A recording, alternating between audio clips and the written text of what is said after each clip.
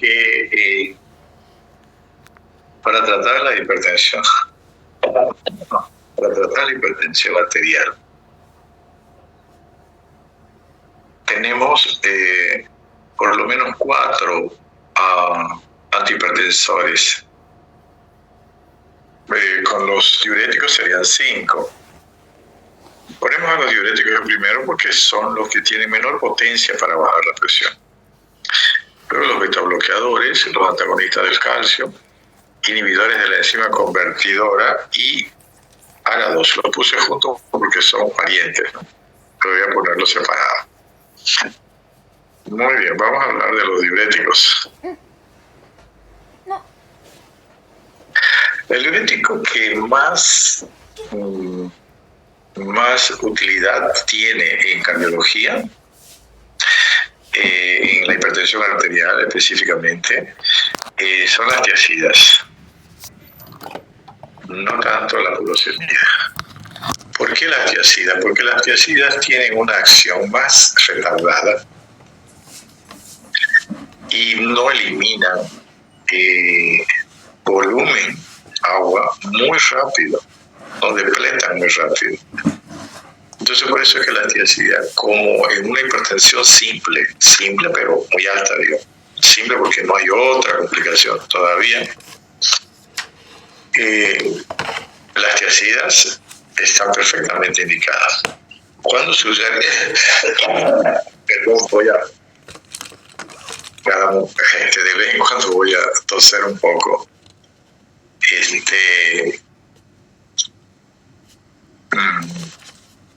la furosemida se va a usar en la hipertensión arterial también sola en algunas circunstancias. Ejemplo, cuando haya edema de miembros inferiores, digamos, personas mayores, por alguna razón local, principalmente varices, o por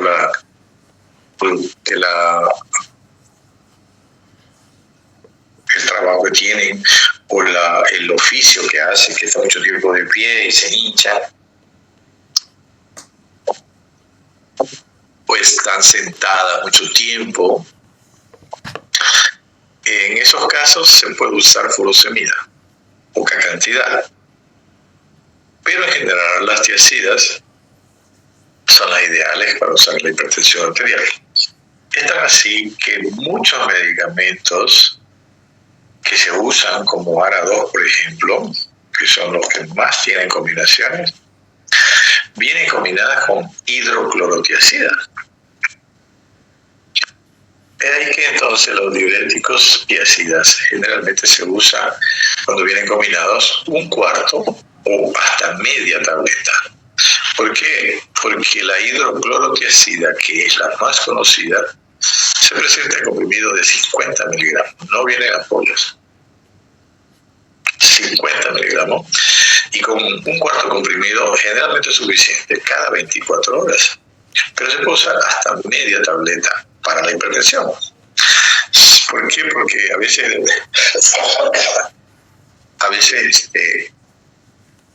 depleta mucho potasio y puede dar calambre, ¿no?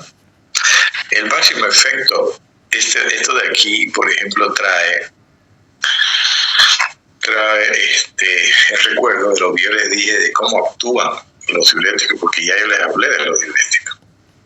Incluso hice una pregunta y un estudiante me contestó, en práctica parece que fue, de la forma que actúan los diuréticos bajando la presión.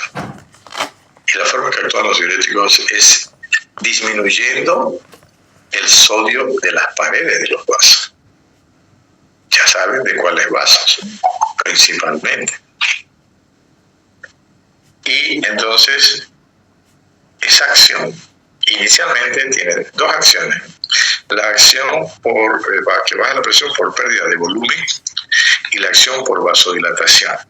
Porque ustedes saben, y ya hemos hablado, de que todos los antihipertensivos son vasodilatadores.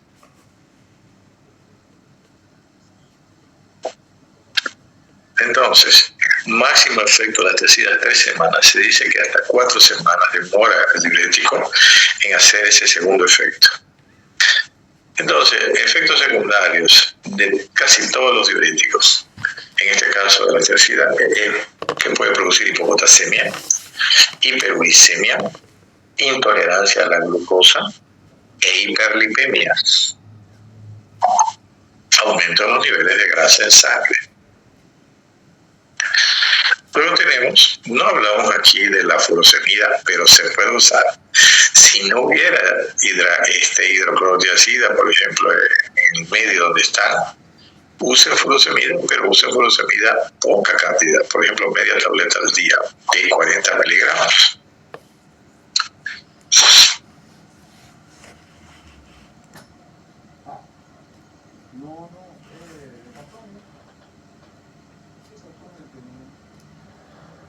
Espironolactona bloquea la aldosterona. Es otro diurético que ustedes lo conocen como un ahorrador de potasio. Este diurético tiene menos potencia que las tiazidas y no se usa en forma sola para este efecto. Se usa sola o en combinación con otros medicamentos por su efecto anti-esclerosante, que disminuye la esclerosis de los vasos, o sea, la cicatrización por el proceso inflamatorio que siempre hay. Y actúa bloqueando la aldosterona, que es la que en última instancia retiene agua. Entonces, él antagoniza la aldosterona para que se elimine el agua. No es muy potente. Y puede elevar el potasio sérico porque evita que el potasio se salga. Entonces, por eso es que muchas veces se puede combinar en un paciente con insuficiencia cardíaca. Sí, no en hipertensión generalmente. Se puede combinar un diurético tipo furosemida con espironolactona.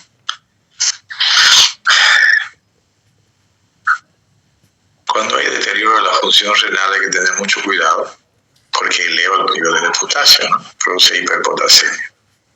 También puede haber acidosis metabólica y puede por el consiguiente el paciente presentar náuseas. Uno de los problemas directos del uso de aldosterona o de espironolactona cuando se usa más de 3 meses, por ejemplo, en hombres es la ginecomastia. Muy incómoda para el hombre. Crecimiento de las mamas. Pero por eso se ha sintetizado otro principio activo. Otro principio activo que hace el mismo efecto de la espironolactona, pero sin los problemas colaterales secundarias de ginecomastia. Se llama la eplerenona. Se la usa menos porque es un poco más cara. Y cuando no se usa tanto, como generalmente se usa 25 miligramos, máximo 50 por poco tiempo, no hay necesidad de usar eplerenona. Y en las mujeres tampoco. Es más para los hombres. Bloqueadores de los receptores beta-adrenérgicos. Entonces vamos con la segunda clase de antihipertensivos, que son los bloqueadores del beta-adrenérgico. Antagonizan completamente los efectos de las catecolaminas sobre los receptores. Entonces, ¿qué hacen los beta-adrenérgicos? O sea, beta-bloqueadores. Bloqueadores de los receptores beta-adrenérgicos. Bloquean la acción de los simpáticos miméticos o de los agonistas simpáticos. Adrenalina y noradrenalina principalmente. Antagonizan ampliamente los de las catecolaminas sobre los receptores. Eso hacen los beta bloqueadores. que hay muchos. Hay muchos. Vamos a hablar de los que usamos acá. Pero antes vamos a ver sus características genéricas. No todos actúan igual, pero vamos a verlo en forma genérica. ¿Cuáles son sus propiedades? 1. Acción. Disminuye el gasto cardíaco. ¿Por qué disminuye el gasto cardíaco? Porque disminuye la capacidad de contracción. Al disminuir el estímulo que son las catecolaminas sobre el músculo, disminuye la capacidad de contracción. Y ustedes dirán, bueno, pero ¿cómo vamos a usar un producto que disminuya la fuerza de contracción si lo que queremos, especialmente aquí no, en insuficiencia cardíaca, ya lo hablamos de eso, ¿no? De que el corazón tenga buena capacidad de contracción?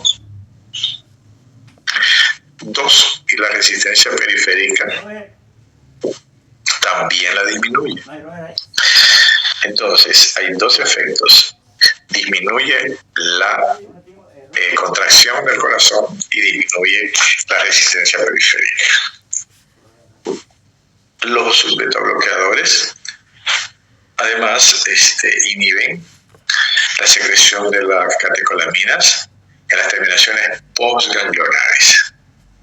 Inhiben la secreción de renina y los receptores beta del sistema nervioso central, como el hipotálamo y tronco cerebral. Hay disminución de la actividad simpática eferente, o sea, también actúan a nivel central, actúan a nivel periférico.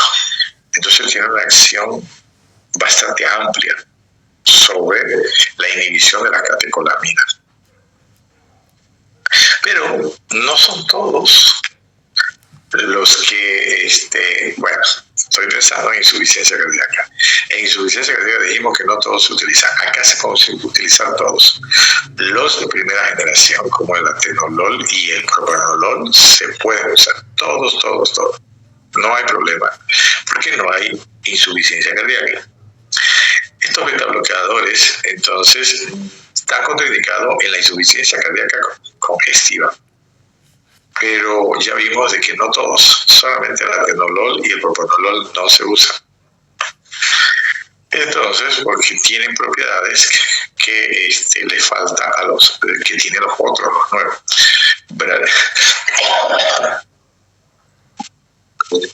Producen bradicardia porque disminuye la frecuencia cardíaca por inhibición de la estimulación de la catecolamina.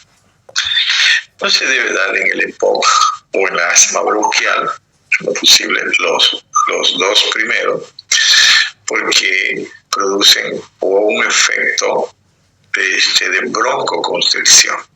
O sea, empeoran los procesos de asma, enfisema pulmonar, ¿no? Fibrosis pulmonar. También hay que tener mucho cuidado cuando hay bloqueo auriculoventricular. Estamos hablando de bloqueo de primer grado, segundo grado y tercer grado. Ya vamos a ver el electrocardiograma. Por supuesto que en el de bloqueo de segundo y tercer grado nunca. Y los otros hasta podrían usarse en el de primer grado, pero con mucho cuidado si no hubiera otra opción. Efectos secundarios: hipoglicemia en diabéticos en uso de hipoglicemiantes. Los efectos secundarios de algunos beta-bloqueadores, ejemplo, el atenolol, tiene problemas para usarlo en diabéticos, porque lo que más se observa es que enmascara los niveles de glicemia,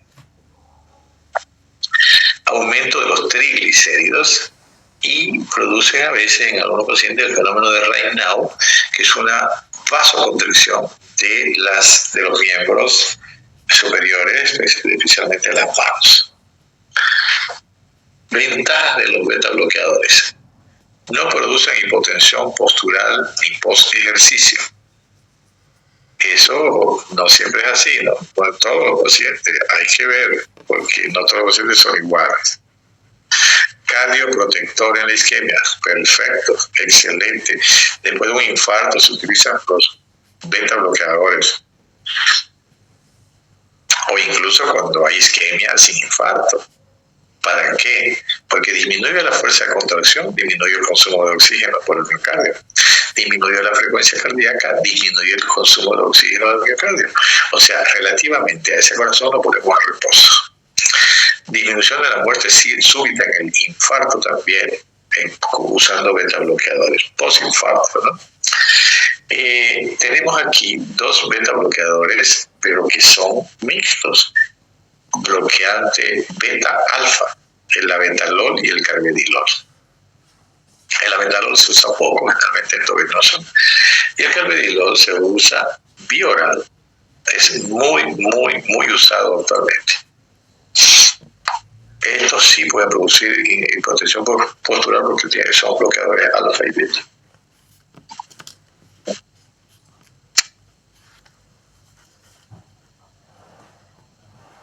Luego tenemos los antagonistas del calcio. Los antagonistas del calcio son muy usados actualmente. Porque a veces en pacientes renales principalmente no se puede usar el losartán, porque también aumenta igual los IECA, aumentan el potasio. No se, a veces los beta bloqueadores, porque tenemos pacientes que tienen 60 de frecuencia. Entonces, los antagonistas del calcio, especialmente el nifedipino, se está usando mucho aquí. ¿Y por qué se usa?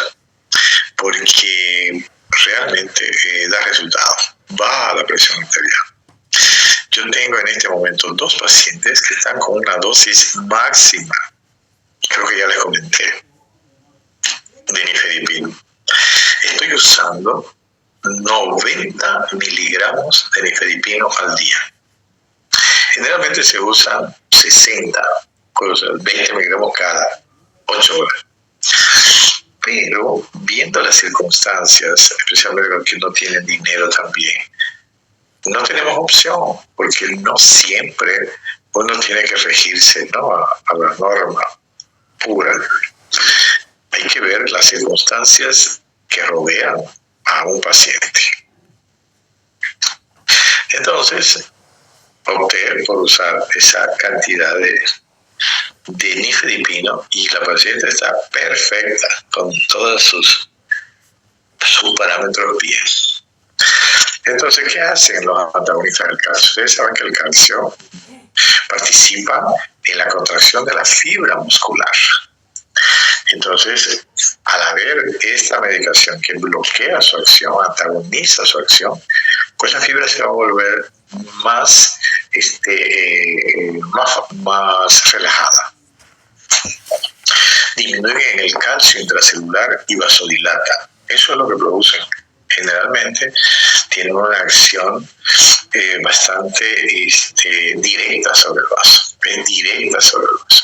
Por eso es que al principio, cuando se usaba nifedipino sublingual, la persona se ponía inmediatamente roja y caliente en su cara, porque la sangre pues había una vasodilatación periférica. Ahora, y producía cefalea. Ahora hay algunas personas que me han dicho, doctor, me dolió la cabeza cuando usé, pero son raras. Puede producir dolor de cabeza. Entonces, así actúan los antagonistas del calcio. Tenemos 3 antagonistas del calcio, 3 que se usan actualmente: el nifedipino, que es el más utilizado, el amlodipino, que produce edemas de miembros inferiores en algunas personas y que se puede usar una vez al día, se puede usar hasta 2, pero generalmente se aconseja una sola vez suficiente. Acción más retardada que el nifedipino, que hay que usarlo 2 veces al día. El nifedipino viene en comprimidos de 10 y de 20 miligramos. Y el amlodipino viene de 5 y de 10 miligramos. Generalmente se da de noche para evitar que produzca edema. Luego tenemos hay uno que recién ha venido hace unos 2 o 3 años, que se llama el lercanidipino, que se da una vez al día, produce menos edema que el amlodipino. No se usa tanto, o sea, es un poquito más caro. A nivel de hospital me refiero. Luego, tenemos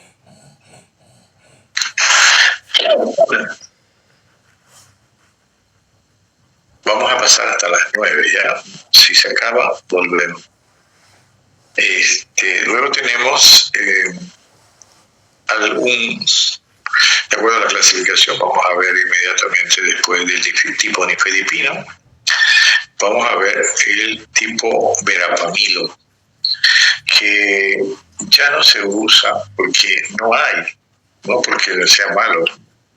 Tiene una acción parecida a los betabloqueadores clásicos, pero no interfiere con la función pulmonar.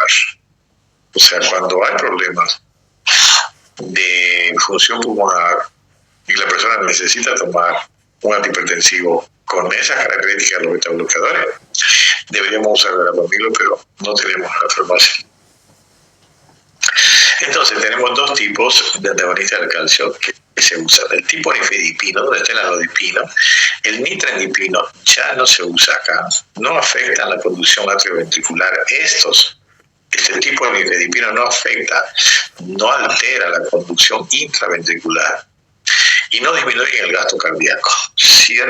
Tiene cierto efecto natriurético. ¿Qué quiere decir esto? Que al inicio, especialmente el tratamiento, produce un aumento de la diuresis. Pero también tenemos antagonistas de peso tipo verapamilo. Ahí tenemos dos, el verapamilo que no lo usamos y el diltiazem, que es el que ha quedado. El diltiazem es un medicamento que se usa más que todo, se usa en hipertensiones leves y se usa también en la cardiopatía isquémica. Generalmente se presenta en tabletas de 60. Antes había de 90 y había de 240, pero aún al día. Aquí solamente hay de 60 y se da cada 8 horas o cada 12 horas. Estos, como tienen, especialmente el tipo verapamilo, tienen una acción parecida a los betabloqueadores, producen bradicardia y descenso del gasto cardíaco. O sea, interfieren en la conducción intraventricular, enlentecen la conducción auriculoventricular y favorecen la intoxicación digitálica. Ese es uno de sus problemas, que si la persona está tomando digoxina, puede aparecer una intoxicación con más facilidad que si no está tomando antagonista del calcio tipo verapamilo. Efectos secundarios, rubor y edema periférico, como ya vimos, con el nifedipino, y estreñimiento con el verapamilo.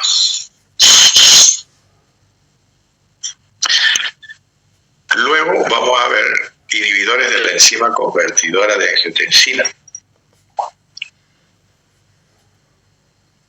No les dije de cuánto se presentaba el lercanidipino.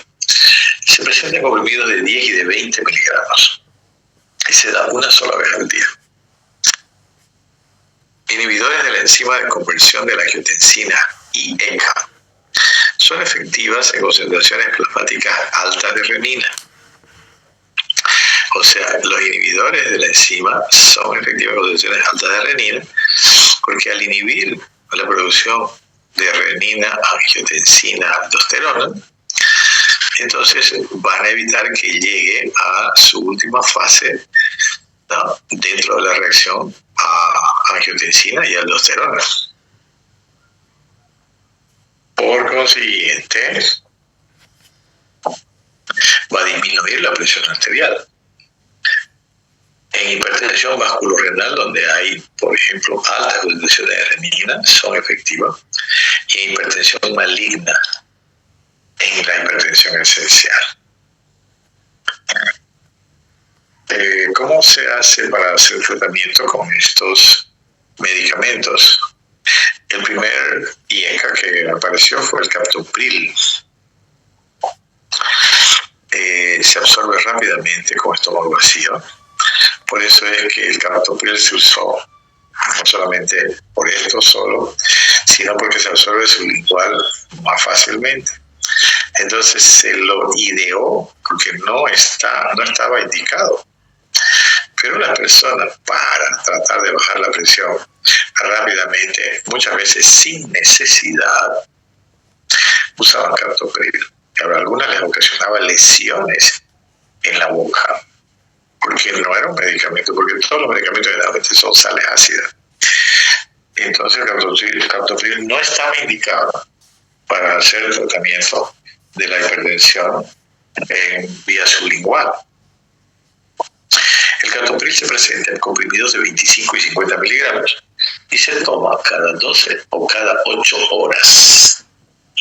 Dijimos que en la insuficiencia cardíaca se empezaba con 6.25, la cuarta parte del de 25, ¿no?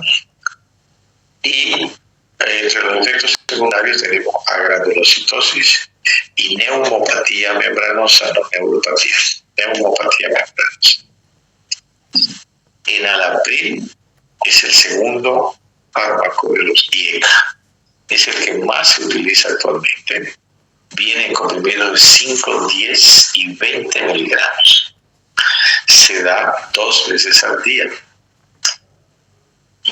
Si ustedes han leído en internet, y a veces el mismo producto venía con su literatura donde decía una sola vez al día.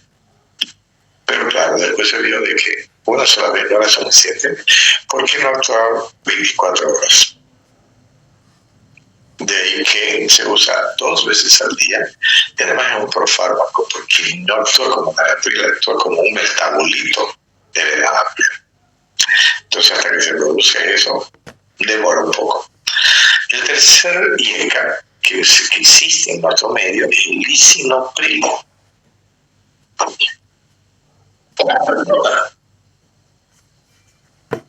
El lisinopril viene en comprimidos de 10 y de 20 miligramos. Se da una sola vez al día. Es el único IECA que se da una sola vez al día. Estas son las indicaciones del producto. Todos tienen tendencia a producir tos por inhibir el metabolismo de las gradicininas. Uno de los problemas que es muy frecuente ver, ¿por qué? Porque el enalapril se utiliza mucho. Son los efectos secundarios de la faringe, porque produce alergia, ¿no? Con esto de la bradicinina, y produce una tos característica que es así irritativa y seguida. Entonces siempre, cuando la persona diga tengo tos y me pica la garganta, entonces ustedes tienen y están tomando enalapril. Hay que preguntar si la persona no tenía problemas pulmonares, desde cuándo tuvo esa tos o tiene esa tos, para relacionarla. Y si no está muy claro y puede suspender el medicamento y dar otro, es mejor, porque así hacen un diagnóstico terapéutico. Suspenden y observan, pero claro, dándole otro para mantener la presión normal. Efectos secundarios principales de los IECA: fatiga, la famosa fatiga, que quiere decir un cansancio muscular más o menos; dispepsia, trastornos digestivos; exantema, quiere decir ronchas; leucopenia, disminución de los glóbulos blancos; y edema angioneurótico, alergia también en el ojo; tendencia a hiperpotasemia.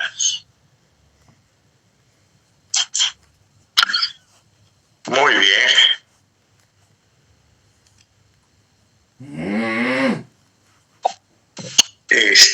Antes que se acabe, otro medicamento que usamos es un agonista alfa de acción central, que es la metildopa, alfa-metildopa. Eso lo usamos no tan seguido, pero se usa mucho en pacientes renales. ¿Por qué no lo usamos tanto? Porque es un medicamento que no está en el sistema del SUS, por un lado, y por otro lado, tiene dos problemas colaterales que son frecuentes con el uso de este medicamento y son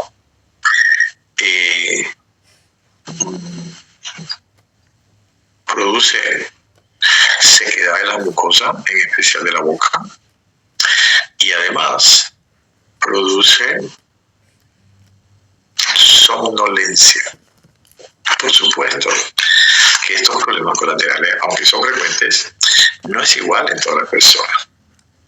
Y claro, entonces todo depende también de la dosis, son dosis dependientes. Pero cuando usted usó todos los otros medicamentos y no baja la presión, esta es otra opción de usar Dalfametil-2.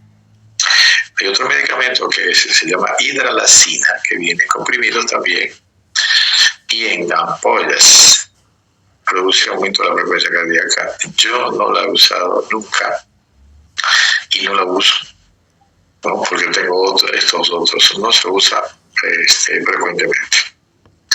Ahora, hay un medicamento que es nuevo, que no está aquí en el tema, que nosotros usamos mucho para la insuficiencia cardíaca. Es uno de los 4 fantásticos. Se llama el sacubitril/valsartán. Es una combinación de un ARA2, el valsartán, con el sacubitril, que es un inhibidor de una sustancia que se produce en el riñón, que se llama neprilicina.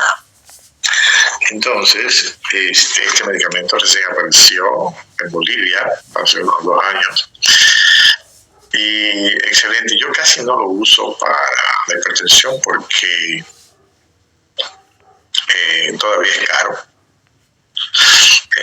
Los medicamentos hay de 50, la combinación, hay de 100 y hay de 200. Entonces, y se da 2 veces al día. Entonces, todavía para la hipertensión se usa poco. Se justifica usar para la insuficiencia cardíaca. Como digo, es parte de los 4 fantásticos, con la espironolactona, el beta bloqueador y ¿cuál es el otro? El diurético.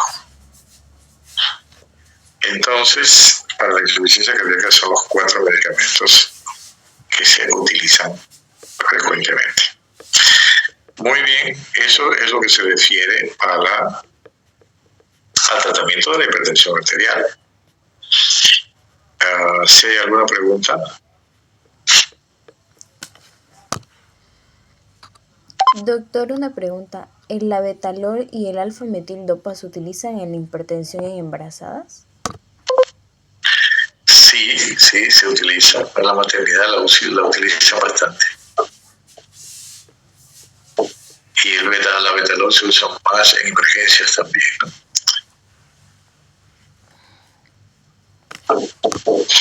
¿Alguna otra pregunta? Bueno, entonces nos queda, vamos a volver a entrar ahorita para ver un poco de